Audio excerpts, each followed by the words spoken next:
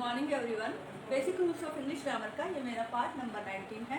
हमने parts of speech का noun और प्रोनाउन कंप्लीट कर लिया है। थर्ड टॉपिक चल रहा है हमारा एडजेक्टिव, और एडजेक्टिव के अब तक हमने 11 टाइप्स डिस्कस कर चुके हैं। आज हम पढ़ेंगे एडजेक्टिव का 12 नंबर का टाइप, कोऑर्डिनेट एडजेक्टिव्स। कोऑर्डिनेट का मीनिंग क्या होता है?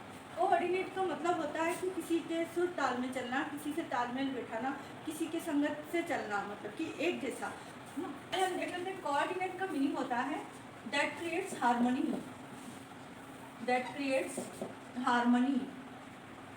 हार्मनी मतलब एक सुर में, एक ताल में, एक लय में, जो एक जैसे हों, जिनका इम्पोर्टेंस या रोल एक जैसा हो, जो एक ताल में, एक सुर में हो। या हम ये भी कह सकते हैं दैट गो टूगेदर, जो एक साथ चलने वाले हों, एक जैसा रोल रखते हों, एक जैसा इंपॉर्टेंस रखते हों, एक जैसा वेटेज रखते हों। तो ऐसे एडजेक्टिव्स जो किसी नाउन की विशेषता बताते हैं और वो इक्वल रैंक के होते हैं। वो सारे एडजेक्टिव्स का जो रैंक होता है वो इक्वल होता है, एक जैसे होते हैं, और वो एक साथ ही अपना इम्पोर्टेंस शो करते हैं। ऐसा नहीं होता कि एक का वेटेज ज़्यादा है और एक का वेटेज कम है, या एक का इम्पोर्टेंस ज़्यादा है, दूसरे का इम्पोर्टेंस कम है। जैसे इसके पहले डेफिनेशन देख लेते हैं हम। When two or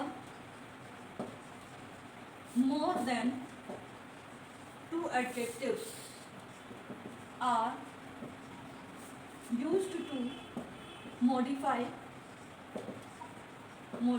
the same noun, किसी एक नाउन की विशेषता को बताने के लिए किसी सेंटेंस में जब दो या दो से ज़्यादा एडजेक्टिव्स यूज किए जाते हैं, एंड दे आर, और वो होते हैं इन इक्वल रैंक के होते हैं। मीन्स सबका अपना अपना इम्पोर्टेंस होता है, सब अपना अपना वेटेज रखते हैं, उस नाउन के लिए सब कंपलसरी होते हैं। ठीक है, जैसे मान लो अपन एक एग्जांपल लेते हैं, कंडीशन लेते हैं कि मैं मार्केट गई और अपने सन के लिए मुझे एक टी शर्ट खरीदना है। मैंने फ़ोन करके उसको पूछा which type of T shirt do you like, है ना। तो वो कहेगा आई लाइक ब्लैक। मीन्स उसने एक विशेषता क्या बताई है उस टी शर्ट की, ब्लैक। दूसरी बताई है फुल स्लीव्ड, और तीसरी बताई है and high neck T shirt. उसने कहा मुझे ब्लैक, फुल स्लीव्ड और हाई नेक टी शर्ट पसंद है, और ये तीनों विशेषताएं हो उसकी तभी लेकर आना, नहीं तो मत लाना। अब मेरे लिए क्या हो गया, इस टी शर्ट के लिए तीनों विशेषताएं इंपॉर्टेंट हो गई, क्योंकि तीनों में से एक भी ना होगा तो वो टी शर्ट मुझे खरीदना ही नहीं है ना। तो इसी तरह से इस टी शर्ट के लिए, इस सेंटेंस में इस टी शर्ट के लिए ये तीनों एडजेक्टिव्स कंपलसरी है, इम्पोर्टेंट है, और तीनों इक्वल रैंक के हैं, क्योंकि हम एक को भी कम नहीं कर सकते, हमारे लिए तीनों जरूरी है। ठीक है ना। तो इस तरह के जो एडजेक्टिव्स होते हैं किसी सेंटेंस में, वो कोऑर्डिनेट एडजेक्टिव्स कहलाते हैं। क्यों? क्योंकि वो तीनों क्या है, इक्वल रैंक के हैं। ठीक है ना, समझ में आ गया। एक और हम कंडीशन लेते हैं, जैसे मान लो कोई अपने फैमिली मेम्बर्स हैं और उनमें से कोई दो जने लड़का या लड़की देखने जाते हैं, तो जब वो वापस आते हैं तो घर के जो दूसरे मेम्बर्स हैं वो कहते हैं ना कि लड़का कैसा था, तो फिर वो आके बताते हैं। अब वो क्या बताएंगे, he is tall, thin and smart boy. उन्होंने क्या बताया, he is tall, thin and smart boy. अब तीनों एडजेक्टिव्स इस नाउन को मॉडिफाई कर रहे हैं, इस नाउन की विशेषता को बता रहे हैं, और तीनों इक्वल रैंक के हैं, क्योंकि तीनों का अपना अपना इम्पोर्टेंस है, अपनी अपनी एक वेटेज है। ऐसा नहीं है कि ये कम है, ये ज़्यादा है, या इसका वेटेज ज़्यादा है, इसका वेटेज कम है, ऐसा नहीं है। तीनों यहाँ पर इक्वल रैंक के हैं। ठीक है। और यदि वो मान लो ऐसे ही लड़की लेकर आए और घर वालों ने पूछा कि कैसी थी लड़की, तो वो कहेंगे she is fair, thin and beautiful girl. अब इस गर्ल की विशेषता है, ये एक नाउन है, इसकी विशेषता है कि वो फेयर है, थिन है और ब्यूटीफुल है। तो तीनों का अपना अपना इम्पोर्टेंस है, यहाँ पर तीनों बातें जरूरी है, तभी तो उन्होंने बताया घर वालों को कि वो फेयर भी है, थिन भी है और ब्यूटीफुल भी है। और तीनों एडजेक्टिव सुनकर घर वाले संतुष्ट हो जाएंगे कि हाँ ठीक है भाई लड़की अच्छी है ना, क्योंकि तीनों का अपना अपना रोल होता है, एक अपना अपना इम्पोर्टेंस होता है। तो जब ये तीनों इक्वल रैंक के हों तो उस टाइप के जो एडजेक्टिव्स होते हैं जिनमें किसी एक का वेटेज ना तो ज़्यादा होता है ना कम होता है, ठीक है ना, तो इस तरह के जो एडजेक्टिव्स होते हैं उन्हें हम कोऑर्डिनेट एडजेक्टिव्स कहते हैं, ठीक है। ऐसे हम क्लास में किसी बच्चे के लिए बोल सकते हैं कि इज़ सिंसियर एंड इंटेलिजेंट। अब दोनों बातें उसके लिए हमने कही है, इसका मतलब वास्तव में वो सिंसियर भी होगा और इंटेलिजेंट भी होगा, तभी कहा। यदि ऐसा नहीं होता तो हम कहते हैं he is intelligent but not sincere, तब वो कोऑर्डिनेट एडजेक्टिव नहीं होता। उस सेंटेंस में वो कोऑर्डिनेट एडजेक्टिव नहीं होगा क्योंकि वो इंटेलिजेंट तो है बट सिंसियर नहीं है। तो सेंटेंस कोऑर्डिनेट एडजेक्टिव्स वही होंगे जो इक्वल रैंक रखेंगे, जो इम्पोर्टेंस अपना अपना एक इम्पोर्टेंस वहाँ पर रखते हैं, ठीक है। अब इसकी हम कुछ कंडीशन पढ़ लेते हैं कि जो कोऑर्डिनेट एडजेक्टिव्स होते हैं उनकी क्या कंडीशन होती है। किसी सेंटेंस में कम से कम 2 एडजेक्टिव्स होना कंपलसरी है। जैसे हम एक एग्जांपल लेते हैं, he is an intelligent boy, he is an intelligent boy, वह एक इंटेलिजेंट लड़का है। अब ये जो बॉय है या नाउन है और ये जो इंटेलिजेंट है वो एक एडजेक्टिव है, और ये एडजेक्टिव हमने पढ़े हुए हैं क्वालिटेटिव एडजेक्टिव कहलाते हैं, जो किसी नाउन की क्वालिटी को बताते हैं कि वह कैसा लड़का है, इंटेलिजेंट लड़का है। परंतु ये कोऑर्डिनेट एडजेक्टिव नहीं होगा। क्यों नहीं होगा? क्योंकि केवल एक ही विशेषता बता रहा है उसकी, और हमारी कंडीशन क्या है कि कम से कम 2 या 2 से अधिक होने चाहिए। तो एटलीस्ट 2 तो एडजेक्टिव्स होने ही चाहिए। तो हमारी पहली कंडीशन ये हो गई कि कोऑर्डिनेट एडजेक्टिव के लिए एटलीस्ट 2 adjectives are या 2 adjectives should modify the same noun। एक नाउन को मॉडिफाई करने के लिए कम से कम 2 एडजेक्टिव्स का होना जरूरी है। 2 से ज़्यादा कितनी भी हो सकती है, लेकिन कम से कम 2 होना जरूरी है। दूसरा कंडीशन क्या है हमारी, These adjectives, अभी हमारी जो 2 एडजेक्टिव्स हैं या 3 एडजेक्टिव्स हैं या 4 हैं किसी के लिए भी, उनमें कॉमा, उनको सेपरेट करने के लिए These adjectives are separated by, उनको सेपरेट करने के लिए हमें कॉमा लगाना जरूरी है। कॉमा एंड दोनों या दोनों लगाना जरूरी है। These adjectives are separated by comma and और बोथ, या फिर दोनों लगाना पड़ेगा। देखो जैसे मैंने अभी आपको बताया है ना, यहाँ पर बता देते हैं। जैसे हम एग्जाम्पल लेते हैं, he is a punctual, he is a punctual, disciplined, discipline मतलब डिसिप्लिन में रहने वाला, disciplined and hard working boy. Hard working मतलब मेहनत करने वाला, हार्ड वर्किंग बॉय। तो ये जो बॉय नाउन है, इस नाउन को मॉडिफाई करने के लिए यहाँ पर 3 एडजेक्टिव्स आए हुए हैं, punctual, discipline and hard working. और ये तीनों वर्ड्स, तीनों एडजेक्टिव्स यहाँ पर अपना अपना इम्पोर्टेंस रखते हैं और तीनों यहाँ पर कंपलसरी है, इसलिए हम कह सकते हैं कि they are in equal rank. और इस टाइप के जो एडजेक्टिव्स हैं उनको हमने सेपरेट करने के लिए कॉमा का यूज़ किया है, कॉमा और एंड का यूज़ किया है। यहाँ पर कॉमा का यूज़ किया है और लास्ट में हम एंड का यूज़ किया है। जहाँ पर एंड का यूज़ करते हैं वहाँ कॉमा नहीं लगाते हैं, ये ध्यान रखना है आपको। जहाँ पर आप एंड का यूज़ करोगे वहाँ पर आपको कॉमा नहीं लगाना है, ठीक है। तो इस तरह का सेंटेंस आपको क्या कहलाएगा, कोऑर्डिनेट एडजेक्टिव्स रखने वाला सेंटेंस कहलाएगा। कॉम्पिटिटिव एग्जाम्स में मान लो आपको 2 सेंटेंस दे दिए, एक सेंटेंस में कॉमा लगा हुआ है और एक किसी दूसरे टाइप का सेंटेंस है, तो आपको पूछा गया कि भाई कौन सा इसमें कोऑर्डिनेट एडजेक्टिव शो कर रहे हैं, कौन सा सेंटेंस में कोऑर्डिनेट एडजेक्टिव्स प्रेजेंट हैं। तो कॉमा देखकर के आप बता सकते हो कि ये जो सेंटेंस है वो कोऑर्डिनेट एडजेक्टिव्स का सेंटेंस है। तो कॉमा का इस कोऑर्डिनेट एडजेक्टिव में बहुत इंपॉर्टेंट रोल होता है और कॉमा ही इसकी पहचान है, ठीक है ना। अब हम इसके थर्ड कंडीशन देख लेते हैं। पहली कंडीशन हमने क्या देखी कि कम से कम 2 एडजेक्टिव्स का होना कंपलसरी है, 2 से ज़्यादा हो सकते हैं। दूसरी हमने क्या देखी कि हम उन्हें कॉमा से और एंड से शो कर सकते हैं, सेपरेट कर सकते हैं। यदि हम केवल 2 ही एडजेक्टिव से, तो हम एंड से शो करेंगे। जैसे ये is intelligent and sincere boy, तो इंटेलिजेंट और सिंसियर केवल 2 ही एडजेक्टिव्स हैं, इसलिए हमने क्या किया, उसको एंड लगा करके सेपरेट किया। लेकिन यदि 2 से ज़्यादा है एडजेक्टिव्स तो कॉमा का यूज़ भी करेंगे और एंड का यूज़ भी करेंगे, ठीक है ना। तो 2 कंडीशन ये देखी हमने। अब तीसरी कंडीशन क्या देखते हैं हम, थर्ड कंडीशन है वी कैन अरेंज देम, हम उन्हें अरेंज कर सकते हैं, किनको, उन एडजेक्टिव्स को जो किसी सेंटेंस में आ रहे हैं। We can arrange them, we can arrange them in any order, हम उन्हें किसी भी ऑर्डर में अरेंज कर सकते हैं। एंड दे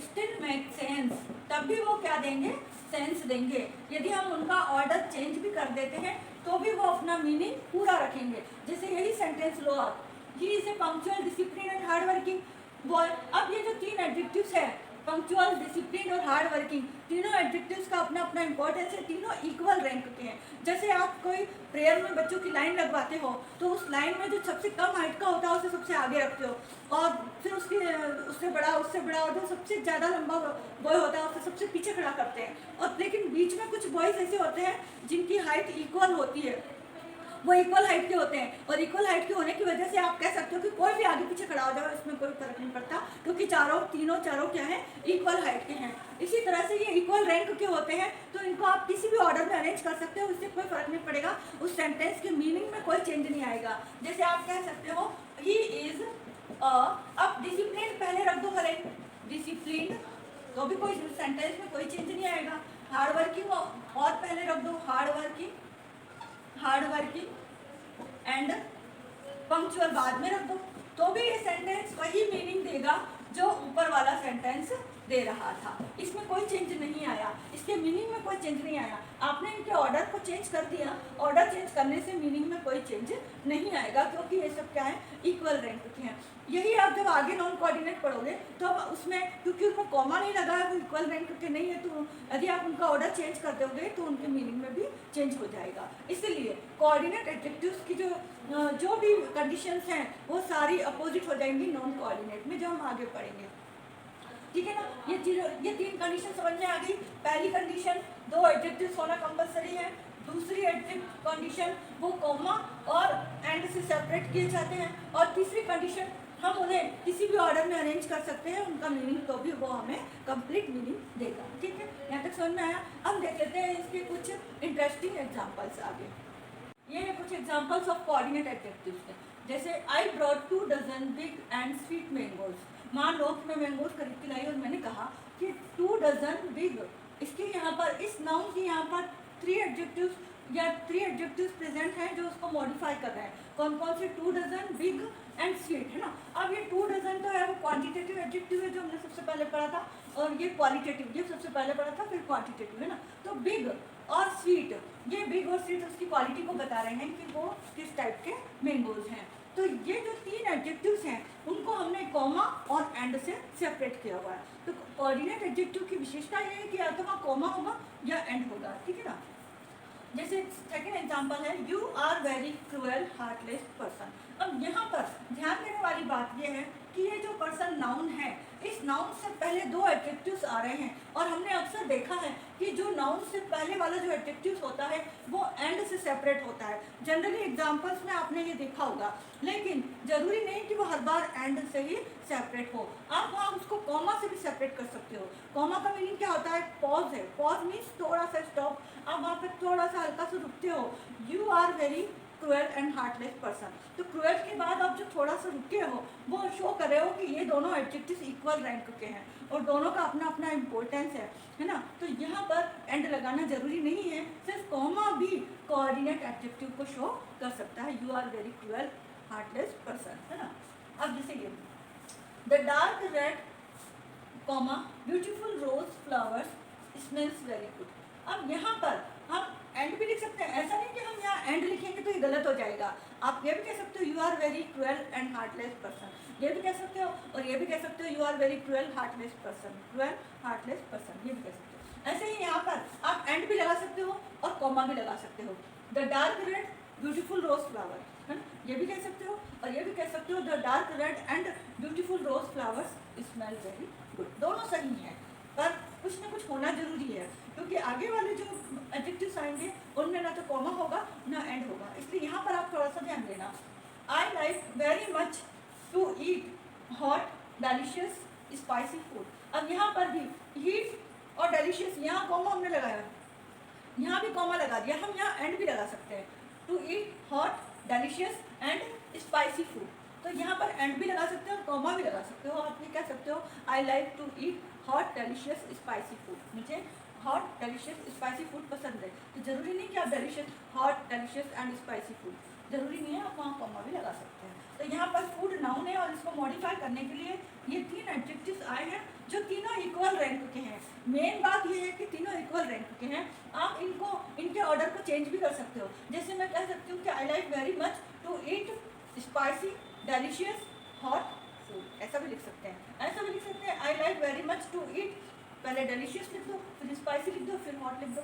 तीनों का ऑर्डर सेम है, तीनों का ऑर्डर चेंज कर दोगे तो भी मीनिंग में कोई चेंज नहीं आएगा। यही इसकी विशेषता है कोऑर्डिनेट एडजेक्टिव्स की। He was a thin hungry thirsty one eyed beggar. अब इस बेगर के लिए ये सारे जो एडजेक्टिव्स हैं वो इम्पोर्टेंट हो और चारों इक्वल रैंक के हैं, क्योंकि उसकी चारों बातें क्या है उसके लिए इम्पोर्टेंस रखती है कि वो क्या है। एक तो दुबला पतला, मान लो आपने देखा कि कल मैंने एक बेगर को देखा, कोई भिखारी यहाँ से निकला, तो मैं कहूँगी हाँ मैंने भी देखा, कैसा था वो, तो वो मुझे बताएगी, तो वो ज़्यादा से ज़्यादा उसकी विशेषता बताएगी कि ही वॉज थिन, वो पतला था, हाँ, हंगरी थर्स्टी और वन आइड बेगर था। तो चारों बातें जो है उसके लिए इम्पोर्टेंट है, इसलिए और इनका जो रैंक होगा वो यहाँ पर इक्वल होगा। ऐसा नहीं कि इसका वेटेज ज़्यादा और इसका वेटेज कम है, कि नहीं वो हंगरी ज़्यादा था थर्स्टी कम था, हमारे लिए वो मायने नहीं रखता। हमारे लिए चारों बातें इंपॉर्टेंट रखती है उस सेंटेंस में। तो इस तरह से थिन भी है, वन आइड भी है, तो वो भी एक इम्पॉर्टेंट इसका एडजेक्टिव है यहाँ पर।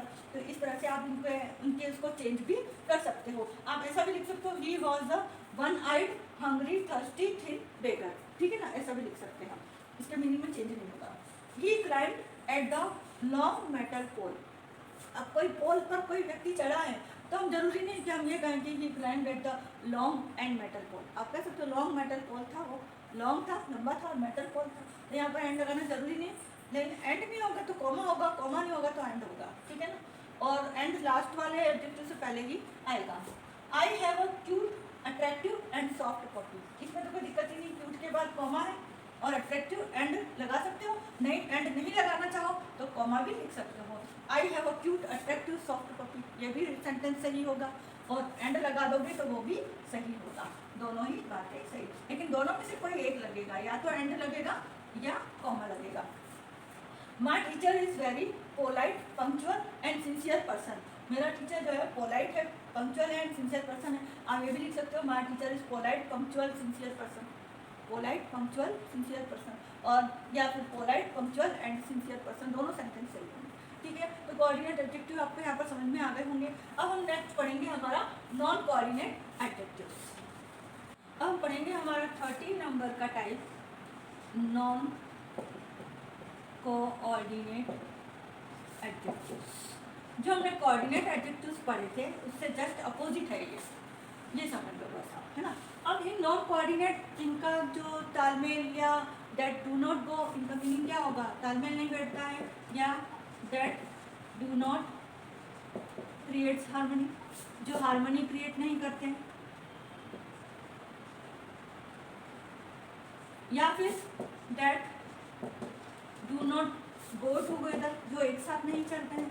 इसका मतलब ये हुआ कि किसी सेंटेंस में किसी नाउन के लिए जो मॉडिफाई करने के लिए 2 या 2 से ज़्यादा एडजेक्टिव्स आए हैं वो इक्वल रैंक के नहीं हैं।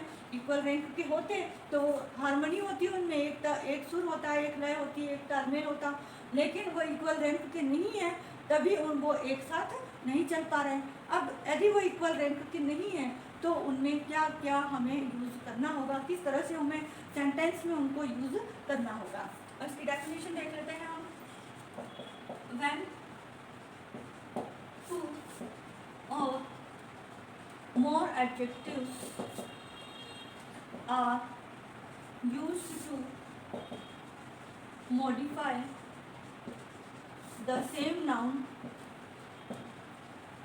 but they are they are not in equal rank. जिस तरह से हमने वो वाली डेफिनेशन लिखी थी कोऑर्डिनेट की, उसी तरह से हमें ये लिखनी है और उसके जस्ट अपोजिट होगी, ठीक है ना। सिंपल है, जो हमने कोऑर्डिनेट लिखा था उसमें हमने यहाँ पर क्या करना है, but they are not in equal rank लिखना है। इसमें भी दो या दो से ज़्यादा एडजेक्टिव यूज होंगे, लेकिन वो इक्वल रैंक के नहीं होंगे। अब इक्वल रैंक के नहीं होंगे तो क्या क्या कंडीशंस हमें फॉलो करनी पड़ेगी वो हम देखते हैं। एक एग्जांपल हम देख लेते हैं। जैसे मैंने कहा I have a big brown purse.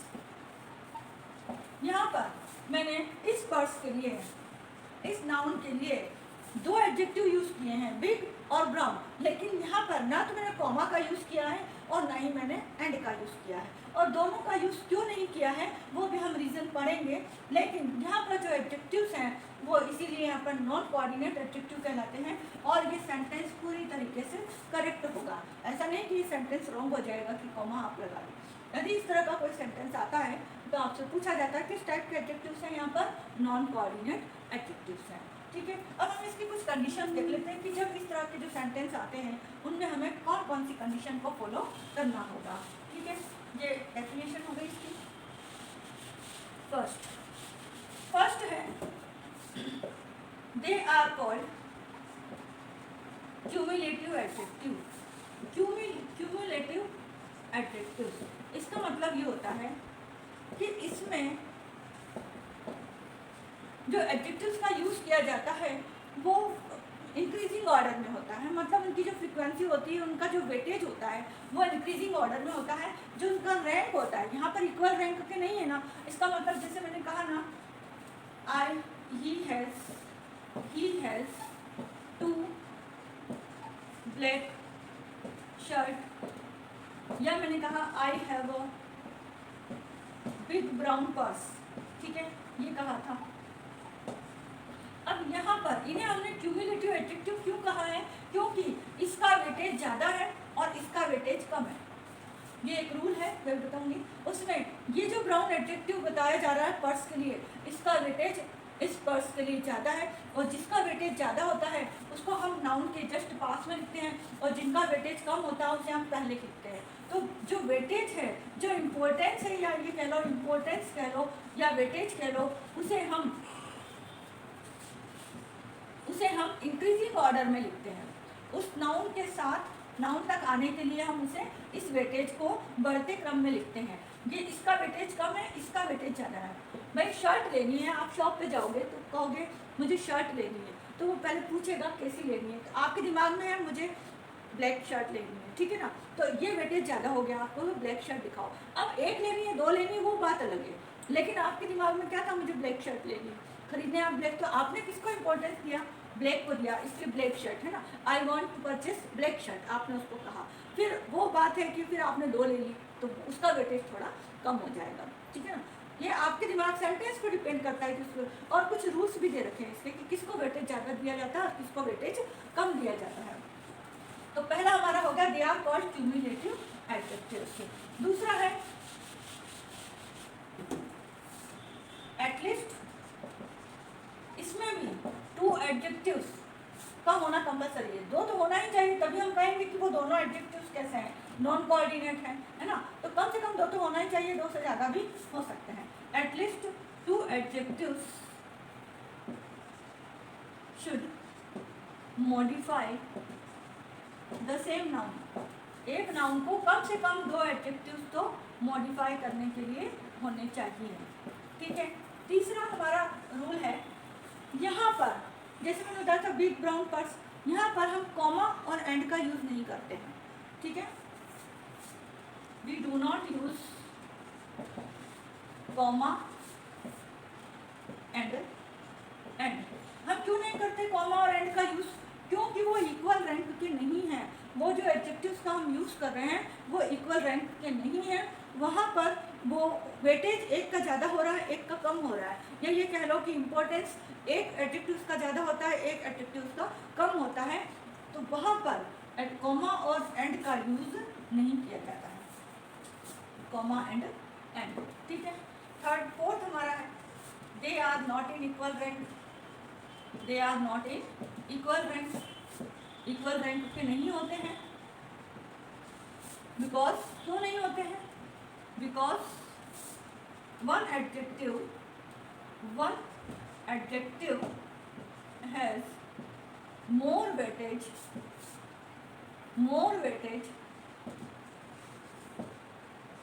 over the another adjectives। जितने भी दूसरे एडजेक्टिव्स हैं उन एडजेक्टिव से एक का वेटेज ज़्यादा होता है, या ये कह लो कि वेटेज जो होता है वो इंक्रीजिंग ऑर्डर में होता है, पहले वाले का कम, दूसरे का ज़्यादा, और उससे तीसरे का और ज़्यादा, चौथे का और ज़्यादा, जो नाउन के पास में होता है। फिफ्थ कैरेक्टरिस्टिक्स हम देख लेते हैं। We can not change. अब इक्वल रैंक के नहीं होते हैं, इसलिए हम उनका ऑर्डर भी चेंज नहीं कर सकते। मैंने आपको क्या बताया था? We can not change their order, हम उनका ऑर्डर चेंज नहीं कर सकते। जैसे हमने प्रेयर के लिए बच्चों की लाइन लगवाई है, तो हमारा क्या पर्पस रहता है कि जो छोटा बच्चा है जिसकी हाइट कम है उसे हम सबसे आगे खड़ा करते हैं, जो बीच वाले जो सेम हाइट के हो जाते हैं, और सबसे लंबे जो होते हैं वो पीछे खड़े होते हैं, ठीक है ना। तो इस तरह से हम खड़ा करते हैं। अब बीच वालों में से 4-5 बच्चे ऐसे होते हैं जिनकी हाइट इक्वल होती है, और इक्वल होती है तो आप उनको किसी को भी आगे किसी को पीछे खड़ा कर सकते हो, वो तो होगा कोऑर्डिनेट एडजेक्टिव। लेकिन अब आगे छोटा है और पीछे लंबा है, और आपने उनको लंबे वाले को आगे खड़ा कर दिया, छोटे वाले को पीछे खड़ा कर दिया, अब वो लंबा आगे खड़ा हो गया तो पीछे वाले दिख ही नहीं रहे हैं, है ना। तो वहाँ पर जो ऑर्डर है वो बिल्कुल ऑकवर्ड लगेगा, अच्छा नहीं लगेगा, और वहाँ पर जो हमारी प्रेयर बनाने का जो हमारा मीनिंग है, जो हमारा सेंस है, वो नहीं मिलेगा हमें, ठीक है। तो इसी तरह से यहाँ भी हम उनके ऑर्डर को चेंज नहीं कर सकते। We can not change their order. If we change, यदि हम उनके ऑर्डर को चेंज करते हैं, if we change their order,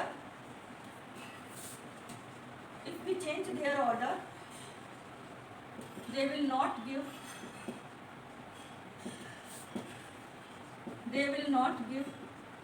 meaningful sentence नहीं देंगे या सेंस नहीं देंगे, ठीक है। Meaningful sentence. अब और भी कंडीशंस है। 6th कंडीशन हम ऊपर देख लेते हैं यहाँ पर।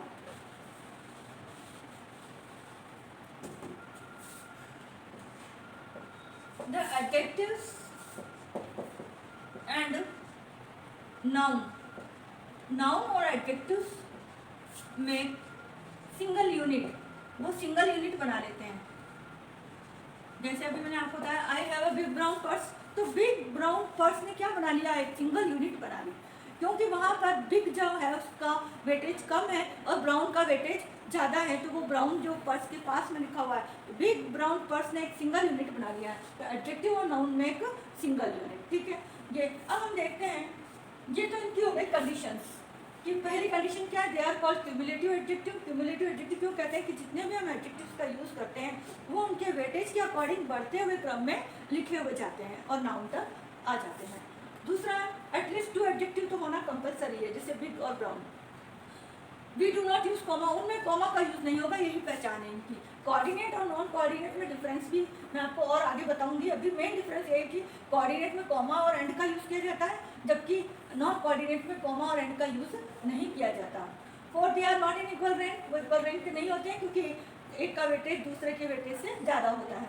We can not change their order, हम उनके ऑर्डर को चेंज नहीं कर सकते क्योंकि वेटेज एक का ज़्यादा है दूसरे का कम है, तो उनके ऑर्डर को हम चेंज नहीं कर सकते। यदि हमने चेंज कर दिया तो वो मीनिंगफुल सेंटेंस नहीं देंगे। अब हम देख लेते हैं कि ऐसा कौन सा रूल है कि उस रूल के अकॉर्डिंग हमें उनको रैंक देना पड़ता है, और उस रैंक देने की वजह से ही हम उनमें कॉमा और एंड का यूज नहीं करते हैं। एक है रूल ऑफ थंब।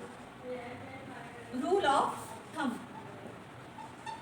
इस रूल के अकॉर्डिंग जब भी आप किसी नाउन के एडजेक्टिव्स को बताते हो तो उसमें सबसे पहला जो सबसे कम वेटेज दिया जाता है वो दिया जाता है नंबर को। सबसे कम वेटेज नंबर को दिया जाता है। दूसरा, अब बढ़ते क्रम में वेटेज ज़्यादा दिया जाता है, इसके बाद साइज को। तीसरा दिया जाता है कलर को, और चौथा वेटेज दिया जाता है मटेरियल को। वो नाउन जिस मटेरियल से बना है वो उसके जस्ट पास में होगा, और उसके पहले उसका कलर होगा, उसके पहले उसका साइज होगा और उससे पहले उसका नंबर होगा। अब जरूरी नहीं कि चारों एक साथ ही आए किसी सेंटेंस में, कोई दो भी आ सकते हैं, ये दो भी आ सकते हैं। तो यदि ये दो आएंगे तो ये पहले होगा, ये बाद में होगा। जैसे मैंने कहा आई परचेस्ड टू, दो, ठीक है, नंबर, बिग, बड़े, कलर ब्लू, मटेरियल लेदर, और नाउन क्या है मेरा, पर्स। नाउन क्या है, पर्स है। तो अब देखो यहाँ पर ये जो सेंटेंस मैंने लिखा है I purchased 2 big blue leather purse.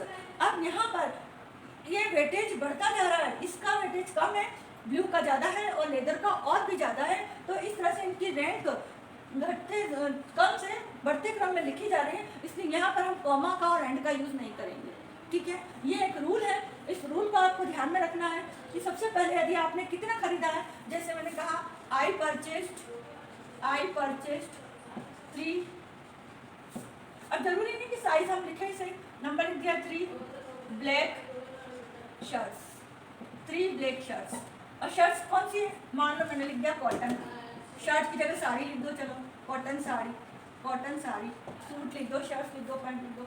I purchased मैंने खरीदी 3 ब्लैक कॉटन साड़ी, तो ब्लैक ब्लू कोई सा कलर लिख दो, 3 ब्लैक कलर की कॉटन साड़ी खरीदी। तो यहाँ पर आपको कॉमा लगाने की जरूरत नहीं है, क्योंकि इनका जो रोल है, क्योंकि ये जो एडजेक्टिव्स है वो इक्वल रैंक के नहीं है, इसलिए सबका रोल अपना अपना अलग अलग है, सबका इक्वल रोल नहीं है, इक्वल इम्पोर्टेंस नहीं है, और ये एक का वेटेज ज़्यादा है, दूसरे का वेटेज कम है। यहाँ पर ये इसका वेटेज ज़्यादा है।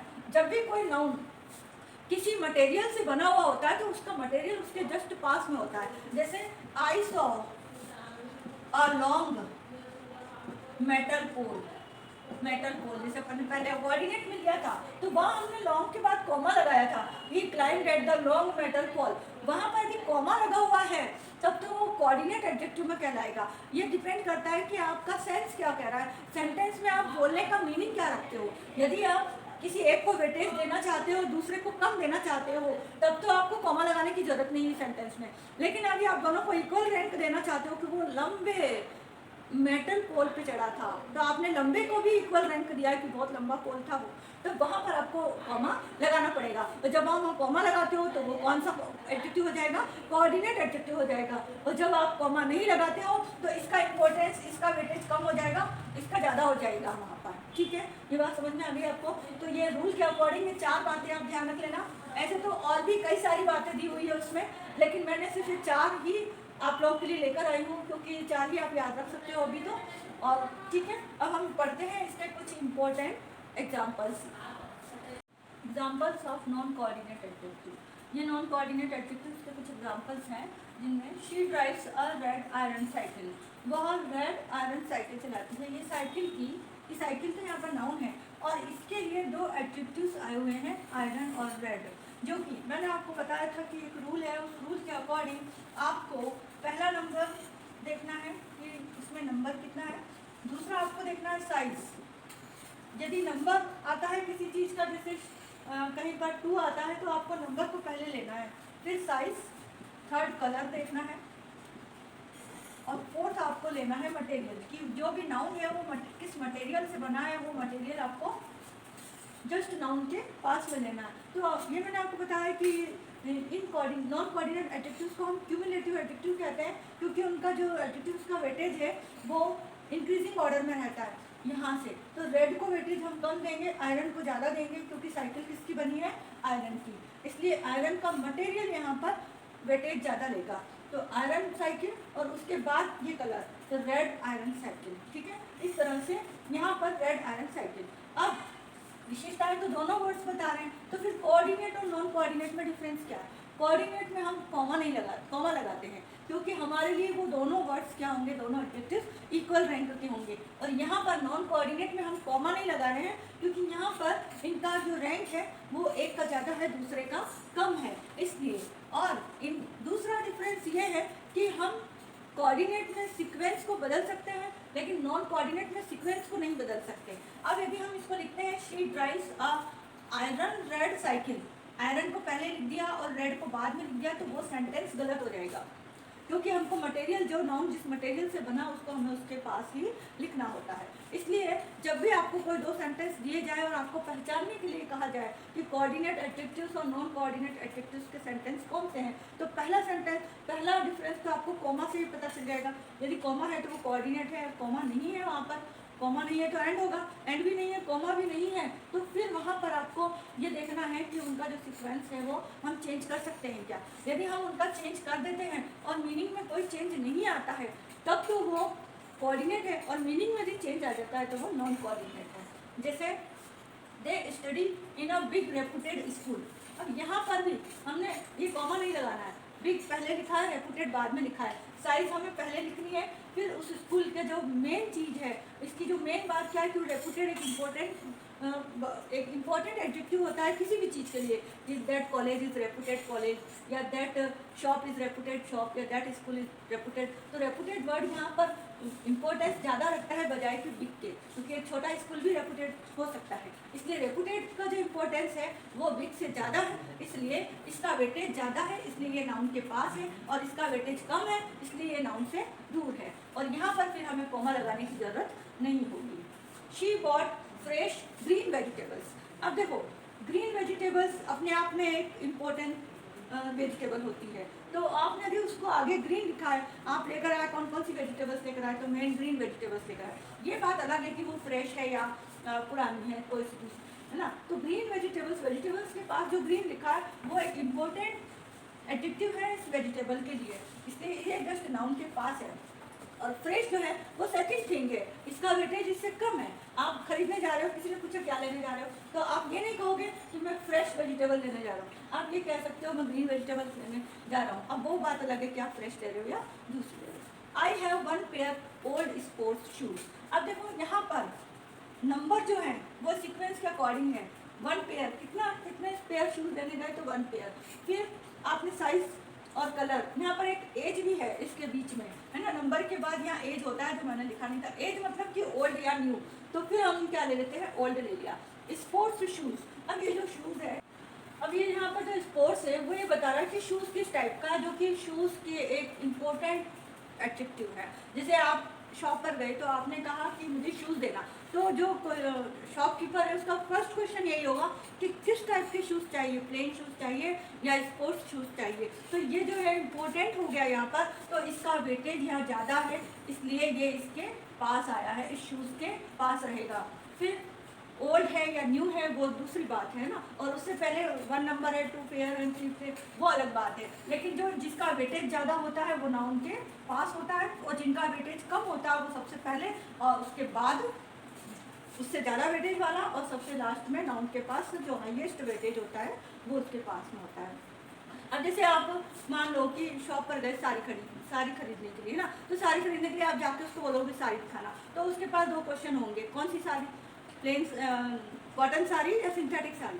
तो यहाँ पर इसका मतलब ये हो गया कि कॉटन और सिंथेटिक जो जिस मटेरियल से वो बनी है वो मटेरियल यहाँ पर इम्पोर्टेंट रोल हो गया उस साड़ी के लिए, है ना।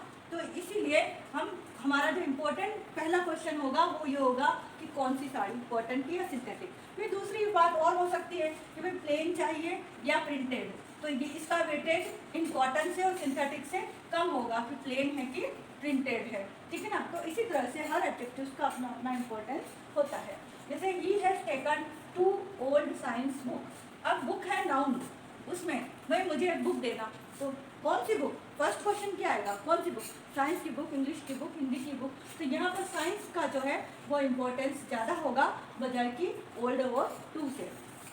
फिर ओल्ड और न्यू है तो फिर ओल्ड का अब कितनी है, ये नंबर इस रूल के अकॉर्डिंग हम चलते हैं, तो नंबर पहले, फिर ओल्ड है या न्यू है, फिर किस टाइप की बुक है वो साइंस बुक। तो इनके आगे जब कोई वेटेज किसी का ज़्यादा हो किसी का कम हो तो उसमें हम कॉमा नहीं लगाते हैं।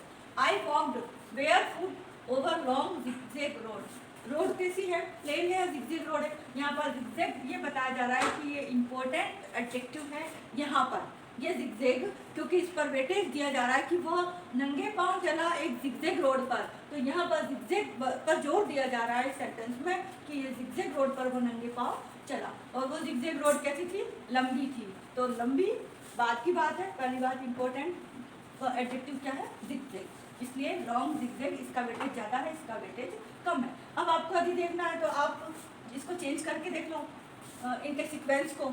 I walked barefoot over zigzag long road. यदि आप इसके सेंस, इसके सीक्वेंस को चेंज कर देते हो तो आपका जोर, जो आपका एम्फेसिस है, आपका वेटेज लॉन्ग रोड पे चला जाएगा, जबकि आप वेटेज देना चाहते हो जिगजैग रोड पर, तो मीनिंग चेंज हो जाएगा वहाँ का। और मीनिंग यदि चेंज हो जाता है तो फिर वो आपका कोऑर्डिनेट, नॉन कोऑर्डिनेट एडजेक्टिव्स होते हैं जो मीनिंग चेंज कर देते हैं सीक्वेंस चेंज करने पर। इसलिए नॉन कोऑर्डिनेट एडजेक्टिव की हम सीक्वेंस चेंज नहीं कर सकते। हमारा जिस पर वेटेज देना है उसको हम नाउन के पास रखेंगे, और जिनको कम वेटेज देना उनको हम नाउन से दूर रखेंगे। The bright yellow jacket looked nice. Bright yellow jacket, अब जो जैकेट है वो ब्राइट येलो है, ये कलर है, और उससे पहले हम जैकेट पे जोर देना चाह रहे हैं। जैकेट तो नाउन है, और नाउन से पहले हम उस कलर पे, जो येलो कलर का है, उस पर जोर देना चाह रहे हैं कि येलो जैकेट। अब येलो जैकेट तो है ठीक है, लेकिन कैसी है, ब्राइट है, तो इसका वेटेज इससे कम है। तो दो बातें होती है, एक तो हम या तो रूल से चले, और रूल से चले तो इसके अकॉर्डिंग चलेंगे। दूसरी बात ये होती है कि हम कोई सेंटेंस बोल रहे हैं तो हम किस पर वेटेज ज़्यादा देना चाहते हैं, किसको इम्पोर्टेंस ज़्यादा देना चाहते हैं। हम यदि इम्पोर्टेंस कलर को देना चाहते हैं यहाँ पर, तो हमने कलर पहले लिखा, फिर वो ब्राइट है, डल है, वो हम बाद में लिखेंगे, उससे पहले लिखेंगे या नाउन से दूर लिखेंगे। They have a small new house. अब यहाँ पर ये सेंटेंस है, they have a small new house. अब यहाँ पर हमने कॉमा नहीं लगाया है तो नॉन कोऑर्डिनेट एडजेक्टिव है ना, लेकिन हमारा यहाँ पर कहने का सेंस क्या है, इम्पोर्टेंस किसको दे रहे हैं हम, न्यू पर, कि उसका घर कैसा न्यू है, उस पर हम इम्पोर्टेंस देना चाहते हैं। फिर वो बड़ा है छोटा है वो बात की बात है, तो बड़ा है या छोटा है वो हमने इसलिए उसके नाउन से दूर रखा है। ये हाउस नाउन है, और इसमें हम वेटेज दे रहे हैं न्यू पर कि उसका न्यू हाउस।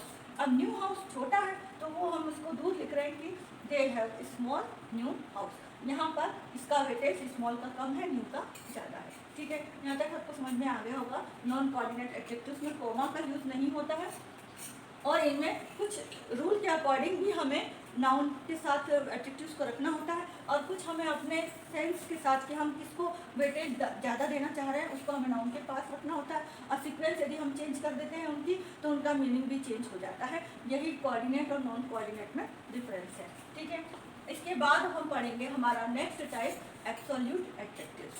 ठीक, हम पढ़ेंगे हमारा 14th नंबर का टाइप, एब्सोल्यूट एडजेक्टिव्स। जैसा कि नेम से ही हमें पता चल रहा है, एब्सोल्यूट का मीनिंग होता है कंप्लीट, परफेक्ट। मतलब ऐसे एडजेक्टिव्स जिनका कोई कंपैरेटिव या सुपरलेटिव फॉर्म नहीं होता है। अभी मैं आपको आगे पढ़ाऊंगी, हम 3 डिग्री, किसी भी नाउन की विशेषता को बताने के लिए 3 डिग्री होती है, पॉजिटिव डिग्री, कंपैरेटिव डिग्री, जो नेक्स्ट टॉपिक अपना यही रहेगा, ये भी एडजेक्टिव्स के टाइप ही हैं, एंड सुपरलेटिव डिग्री। इसमें पॉजिटिव डिग्री जो सिर्फ बहुत कम, कंपैरेटिव जो दो, पॉजिटिव डिग्री किसी एक की विशेषता बताए, कंपैरेटिव जिसमें 2 में कंपैरिजन किया जाता है, और सुपरलेटिव जिसमें बहुत सारे लोगों में से किसी एक को सुपर बताया जाता है। तो उनके लिए जो वर्ड्स यूज़ होते हैं उनको हम एडजेक्टिव्स कहते हैं, वो भी किसी नाउन की विशेषता को बता रहे होते हैं। लेकिन इंग्लिश ग्रामर में कुछ वर्ड्स ऐसे भी होते हैं जिनका कोई कंपैरेटिव या सुपरलेटिव फॉर्म नहीं होता। जैसे हमने पढ़ा है अभी तक गुड, बेटर, बेस्ट। अब ये वर्ड ऐसा है जिसका कंपैरेटिव फॉर्म होता है बेटर और सुपरलेटिव फॉर्म होता है बेस्ट, लेकिन कुछ वर्ड्स ऐसे होते हैं जिनका कंपैरेटिव सुपरलेटिव नहीं होता है। और भी हमने देखे हुए हैं, जैसे बैड का worse, worst, tall, taller, tallest. ऐसे बहुत सारे वर्ड्स हैं ना जो अपने कंपैरेटिव सुपरलेटिव फॉर्म को शो करते हैं। कई वर्ड्स अलग तरीके से, जैसे famous, more famous, most famous. ठीक है, तो इस तरह से इन कुछ वर्ड्स के तो सुपरलेटिव कंपैरेटिव होते हैं, लेकिन कुछ वर्ड्स के नहीं होते हैं, और जिनके नहीं होते हैं उन्हें ही हम एब्सोल्यूट एडजेक्टिव कहते हैं। तो इनकी डेफिनेशन के कौन कौन से होते हैं अभी बताऊंगी मैं आपको। पहले हम इसकी डेफिनेशन देख लेते हैं। द एडजेक्टिव्स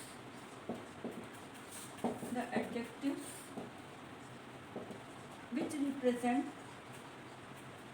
represent concepts वो ऐसे कंसेप्ट को शो करते हैं दैट आर सो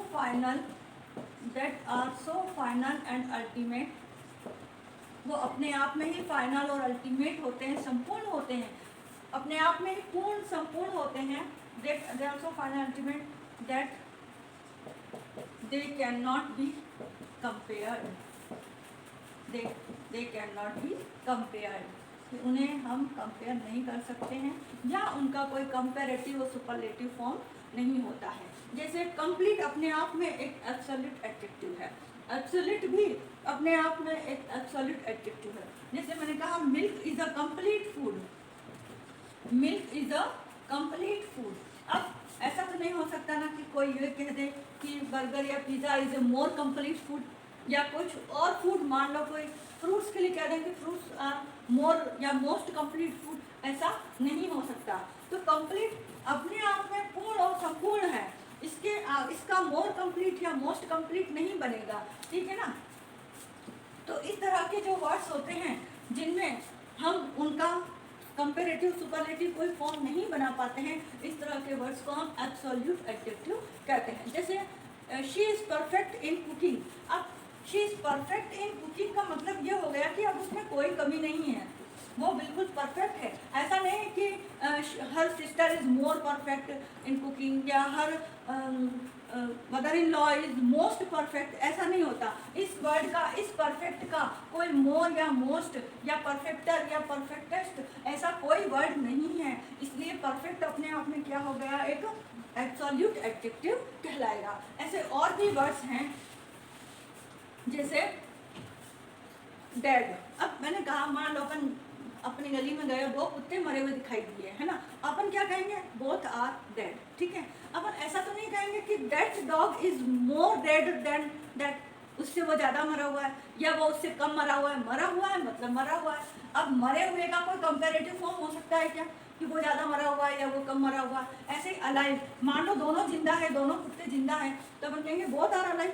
अब अलाइव अपने आप में एक एब्सोल्यूट वर्ड है, एक कंप्लीट वर्ड है, इसका कोई कंपेरेटिव नहीं होगा कि that dog is more alive than that, उस डॉग से ये डॉग ज़्यादा जिंदा है। ऐसा तो नहीं हो सकता ना कि कोई ज़्यादा जिंदा हो कोई कम जिंदा हो।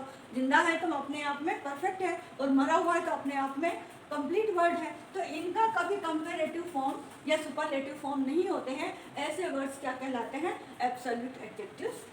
तो वो एडजेक्टिव्स जो अपने आप में कंप्लीट हैं, परफेक्ट हैं, एब्सोल्यूट हैं, उन्हें हम क्या कहते हैं, they are also called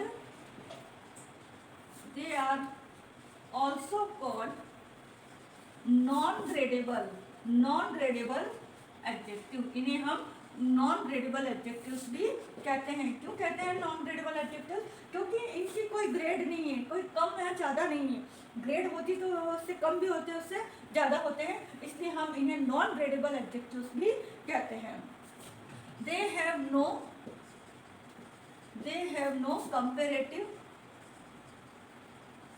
comparative and superlative forms।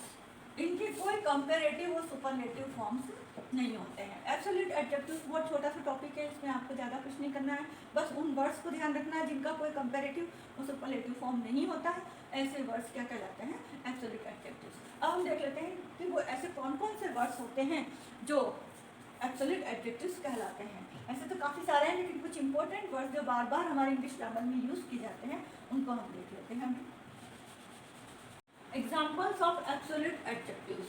ये एब्सोल्यूट एडजेक्टिव्स के जो एग्जाम्पल्स मैंने लिखे हैं, ये कुछ इंपॉर्टेंट एग्जाम्पल्स हैं। वैसे तो बहुत सारे वर्ड्स हैं, और भी वर्ड्स हैं, लेकिन मेरे बोर्ड पर जितने आए उतने मैंने लिख दिए हैं आप लोगों को।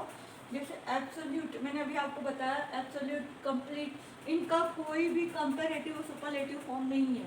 हाँ, इनका अपोजिट फॉर्म हो सकता है, कंप्लीट का इनकम्प्लीट हो सकता है, वो उसका अपोजिट है, लेकिन इसका कंपेरेटिव नहीं है कि मोर कंप्लीट या most complete, more perfect. Perfect का तो आजकल बताया जा रहा है ग्रामर में कि मोर परफेक्ट या मोस्ट परफेक्ट, कहीं जगह मैंने देखा है, लेकिन अधिकतर जगह नहीं है। अधिकतर जगह परफेक्ट का जो एब्सोल्यूट एडजेक्टिव्स में ही दे रखा है, और एक दो जगह ये इसका मोर परफेक्ट और मोस्ट परफेक्ट भी दिया हुआ है। अल्टीमेट, इसका कोई भी कंपेरेटिव सुपरलेटिव फॉर्म नहीं है। फाइनल मतलब फाइनल, ये मेरे फाइनल एग्जाम है। अब ऐसा तो नहीं है मेरे मोर फाइनल एग्जाम है या फाइनलर है या फाइनलिस्ट है, ऐसा कोई वर्ड ग्रामर में नहीं है। डेड अलाइव मैंने बता दिया। Unique universal, unique it is unique, unique मतलब अद्वितीय, जिसका जैसा कोई भी नहीं, जिसके समान दुनिया में कोई भी नहीं। वो वर्ड यूनिक जो वर्ड होता है वो वर्ड अपने आप में कंप्लीट वर्ड है, इसका कोई कंपैरेटिव या सुपरलेटिव फॉर्म नहीं है। अपोजिट हो सकता है, ये ध्यान रखना, लेकिन कंपैरेटिव सुपरलेटिव नहीं है। जैसे मैंने अभी बताया था आपको, गुड बेटर बेस्ट, इसी तरह से।